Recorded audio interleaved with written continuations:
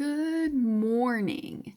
So, some of you guys might be using QuickBooks and your CPAs issue you financial statements, but you're actually using them on your own QuickBooks. So, I wanted to let you know how you can get this information yourself. So, if you have QuickBooks Desktop, up at the top bar, all the way over, it'll say File, Edit, View, Lists, Favorites, Company, Customers, Vendors, Employees, Banking, Reports.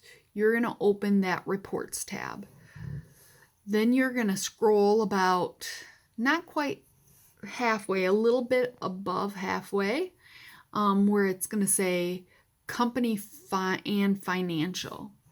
And then you're going to go over to here to Profit and Loss Standard, and you're going to click on that.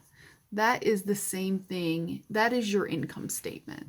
So within this report, you can set your dates and to whatever you want.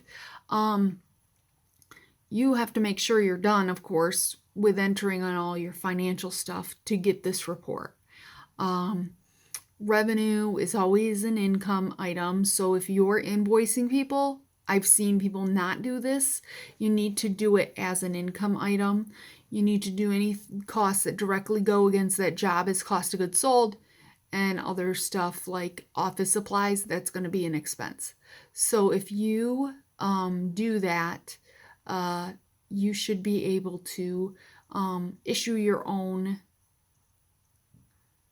income statements, or otherwise known as profit and loss. So that is one thing. And one last thing, you want to make sure your bank reconciliations are done before you look at your profit and loss, just to make sure everything's in there correctly. And typically you can't change anything after you've filed your taxes. You don't want to go backwards and ever change anything. You want to leave it the same. The same thing if you do quarterly tax estimates or you're a C Corp. After you do your end of the quarter stuff, you don't want to go back and change it. So just leave it the same. So let me know if you have any questions. This is Faylene with Bookkeeping Made Simple.